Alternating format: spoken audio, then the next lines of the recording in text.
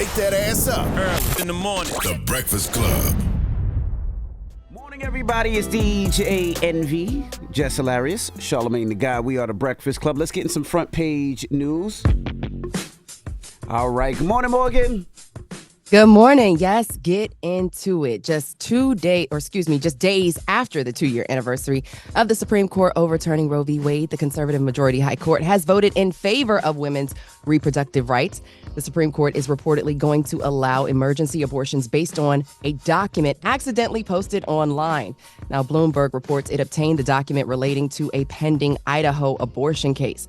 The document reportedly shows that the court will allow emergency room doctors in Idaho to perform abortions. The High Court is likely to dismiss the appeal that was brought by Idaho officials. A Supreme Court spokeswoman confirmed a document was inadvertently uploaded, but said the ruling has not been officially released. This could be part of a group of decisions to be released this week. The High Court also ruled in favor of the Biden administration regarding contact between government officials and social media companies related to posts containing possible disinformation. Today and tomorrow are the last days before the Supreme Court hands down some major decisions before heading into its summer recess. Among them is a ruling on former President Trump's claim that he is immune from prosecution for alleged crimes committed while in office and cases on the obstruction charges against the January 6th Capitol rioters. So the Supreme Court is busy, has a busy next 48 hours. We will keep you posted on that. I wonder what they consider an emergency abortion. Like, what do they consider an emergency abortion? If a woman is bleeding out. Yeah, if the woman is at risk of losing her life. Do they would they call rape an emergency or no? I'm not sure that would be considered an emergency. A lot of these conservative states would not consider that an emergency. Incest and rape would not be considered an emergency. It would have to do, like you said, it would have to boil down to the loss of life of the mother. So, yeah. So, meanwhile, of course, you guys, tonight is the debate.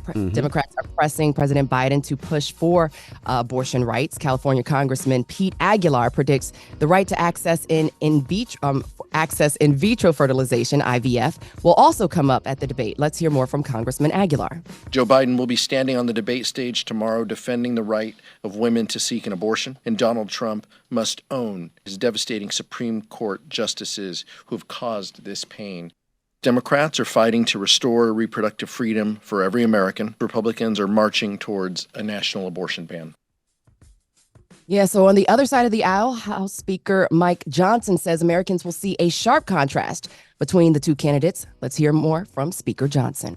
Everybody wants to know which Joe Biden's going to show up. And look, my summary is this. It doesn't matter if he drinks a whole gallon of energy drinks. He's not going to be able to match the acumen and the readiness of Donald Trump. And that's what we expect. Like many, I look forward to hearing Donald Trump lay out his vision for the country. It's a positive vision. It's a forward vision. He is excited. I talked to him, spent a lot of time with him last week down in Mar-a-Lago, and then on the phone over the weekend, and he's in a very good place. Biden's still going to have to address America's concerns about his policies of high inflation and open borders and appeasement of our adversaries. Those are things that are on the hearts and minds of every American. An energy drink might not do it, but a nap and some good PEDs will. Okay, so if they got it to shoot them up with it, damn it. And I was going to ask, how long do they got to stand up for? Because that's going to be a long time. 90 minutes. After 9 o'clock. After 9 o'clock? Give the man the PED. See, all of y'all want to play fair, you know what I mean? I bet you Donald Trump going to be on something. That's what I told y'all earlier this week. That's why I told y'all earlier this week. That's why they keep bringing it up, because they trying to deflect, and it's projection. Like, they want everybody to be looking at Joe, because if they're looking at Joe, they're not gonna be paying attention to Donald. One is 78, one is 82. It's after 9 o'clock. They got to stand up for 90 minutes. They gonna be on something. They're gonna be tired. Okay. Yeah, so Trump is expected to press the issue of transgender sports participation. He recently vowed to undo changes in the Title IX, which governs sex discrimination in schools. Yeah, so I don't know with this debate. I definitely anticipate Trump tends to feed off the crowd. So this will be interesting to see, considering there will be no audience. By the way, that would be a very stupid conversation to get caught up in. Right. 9 o'clock tonight during a debate. I don't want to hear about no debate about no transgender sports with all the other things going on in the world. Cut it out. Like, if he put that on the table and President Biden got caught up in that conversation, that's his dumb ass. Yeah. No. So much going on. I don't want to hear about that.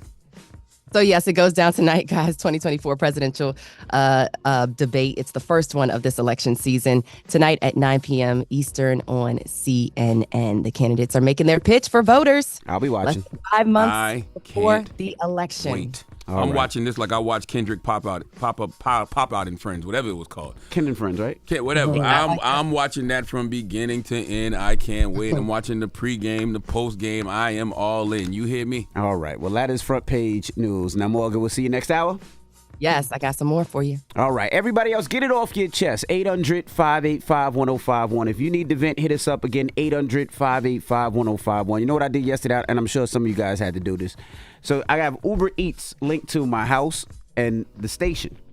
So yesterday I ordered some Jamaican food and I was excited. It arrived. I looked out the door. It wasn't there. You know why? Because it delivered at the station. It came here. It came to the station. So it came to the station, but nobody from the Breakfast Club was here except Eddie. So Eddie had 2 plates of jerk chicken and oxtail yesterday on me. Oh, I know that's right. And then I couldn't order it because the store closed, so the restaurant closed, so I couldn't order it, so I was done off. That's why Eddie's so goddamn thick now, eating other people's food. Okay, you should have gave that to the homeless or something, Eddie. All right? Okay. He said there was 2. There was 2 in there, right? You ate He 2 said, plates? Yeah, there was 2.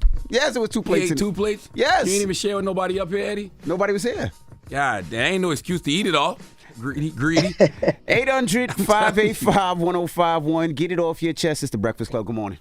Wake that ass up. Early in the morning. The Breakfast Club. Morning, everybody. It's DJ NV, Jess Hilarious, Charlamagne the Guy. We are the Breakfast Club. Let's get in some front page news. Good morning, Morgan. Good morning. Yes. So top of the headline, some sad. Start again, Morgan. They cut you out off at first. There we go. Good morning, Morgan. Good morning, guys. So, yeah, top of the headline, some sad, unfortunate celebrity news. Actor Bill Cobbs is dead at the age of 90. Cobbs, who has over 200 films and TV credits, is most known for playing Whitney Houston's manager, Bill Devaney, in The Bodyguard. He also had... Wow. Nah, that ain't his I mean, that's a good role. I remember that one. The role, what's another one you got? New Jack City when he killed Nino Brown at the end. Oh, yeah, he was the old Pops. Right. He shot Nino Brown at the end. That's Pops, yeah. Spoiler alert if you ain't had it and your black card pulled. But yeah, he also had roles in The West Wing, Air Bud, Night at the Museum. I mean, his work it spans, it's vast. So, rest in paradise to Bill Cobbs. Adulterer! Your soul is wanted in hell. You know, in that movie, he didn't even have a name. Like, even when you go look at the credits, his name was Old Man. That's what it was? For real? Yes, I promise Wow. you. Go look. Oh, man. Patio.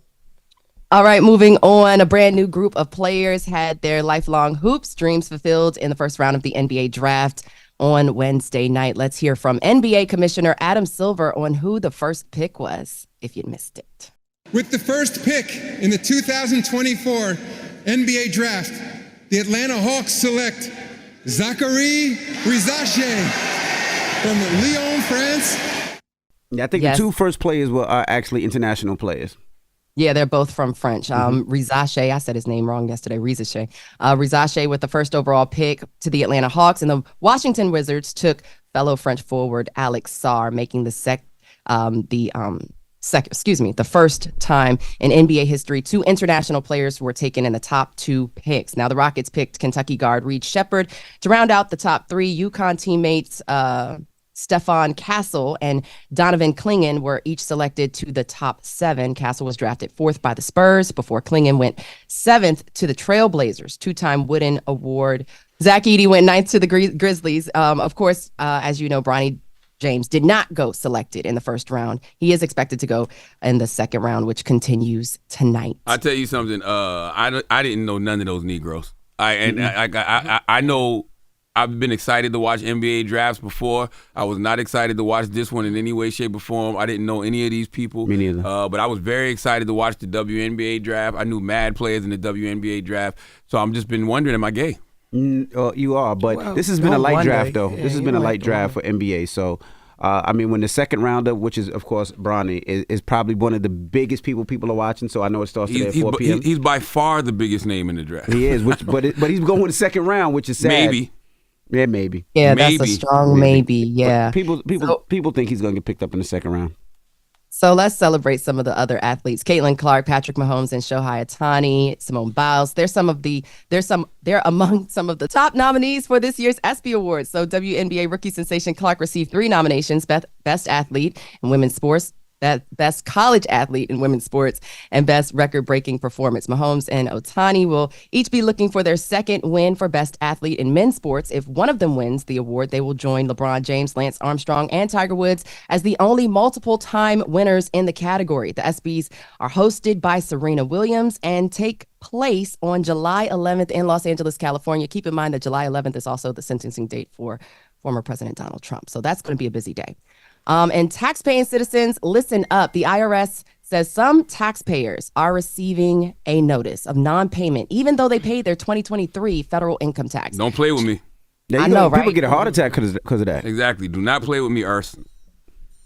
Arce, the IRS. So Chief Tax Information Officer for Jackson Hewitt, Mark Stieber, says it happens sometimes. Let's hear from him. Many people see IRS, you owe, and they immediately write a check. Well, the IRS this year sent out some by accident that were incorrect, but even often the case, there's an explainable answer that can also offset some of the tax due. The IRS can be wrong. There can be a partial mistake. Maybe the tax is owed, but perhaps not the penalties or the interest. Make sure you consult with a tax professional and make sure you agree that it is accurate before you write that check. No, man. There's certain people that cannot be wrong. Police officers, surgeons, doctors, IRS, y'all can't do that. Nope. Y'all cannot play with people like that. Y'all already deal with high levels of anxiety. Right. Okay? And if I see that letter in the mail and I pay y'all, and then you send a letter and say it hasn't been paid and my money's gone, I might have a heart attack. And you know what? The only reason we can have a heart attack because we can't do nothing else. No. What else I want to do something else, but I don't know what to do to y'all because y'all control everything. You can't call them. You can't curse them out. You can't do nothing out. You can't make that kind of mistake. Y'all just going to send a check out or send a letter out and say we owe money and we don't owe no damn money. Don't do that, man. More unprecedented times. So the CP14 notices are getting mailed to taxpayers. If you think the notice is incorrect, he advises not to send a check right away and instead immediately contact the IRS or a tax pro about the issue. Now, he warns to be on the lookout for scams, sending out fake notices, and a tell sign would involve email messages to wire money or the wrong IRS national phone number. See, that's not fair. That's not fair. You send me a letter now and you say if you see a letter and you don't think it's real, don't pay it. All right, well, I don't think none of their letters is real. Oh, no, I do you one better. What? If I get a notice in the mail, I'm not going to think, okay, I owed him something. I'm going to know I don't owe him nothing. I ain't no think about it. You just told me it might be fake, so it's fake to me. By the way, if I didn't think it was fake, I know I didn't owe them nothing. Ain't no way in hell I owe the IRS all the money I pay in taxes. Okay, well, double check. Anyways, so in the last story for today, Louisiana's Republican Governor Jeff Landry is vetoing a bill to make it easier for the governor's office to pardon people convicted of minor pot possession, very much on the other end of the spectrum from Maryland Governor Wes Moore. Now, Landry said the measure represented a soft on crime approach. The bill would have expedited pardons possible for people convicted of possessing 14 grams or less of marijuana or weed-related products, such small amounts are considered to be for personal use as opposed to distribution. Now, Democrats in other states have used similar laws to pardon thousands for minor pot possession offenses, similar to that as Maryland Governor Wes Moore, who recently did that. So, you got both sides of the spectrum there. Okay. And that's what we're having to deal with. So, yeah, I'll keep you guys posted. As you know, the debate is tonight. We'll talk more about it tomorrow. That's your front page news. I'm Morgan Wood. Be sure you're following me at Morgan Media and check out more news coverage on the Black Information Network at BINnews.com. Peace, Morgan. Thank you, Morgan. All right. Everybody else, we got a special guest joining us. Her name is April Hurley. And I'm telling y'all right now, this story will trigger you. Jess Hilarious was telling us about this story weeks ago, and April Hurley is a person whose story needs to be amplified, so she'll be here with her attorneys, Bill Murphy and Malcolm Ruff. And Malcolm Ruff. Yeah, Billy and Malcolm. She survived a brutal attack in West Baltimore, and she's suing her attacker and the company that hired the attacker because he was a maintenance man in her building. So maybe some of y'all are already familiar with the story, maybe some of y'all aren't, but I want y'all to tune in. It's something you can learn from. And it's going to be triggering. I want you to know that right now. I ain't going to sit here and lie to you. That's right. We're going to talk to April when we come back, so don't move. It's The Breakfast Club. Good morning. Wake that ass up. Early in the morning. The Breakfast Club.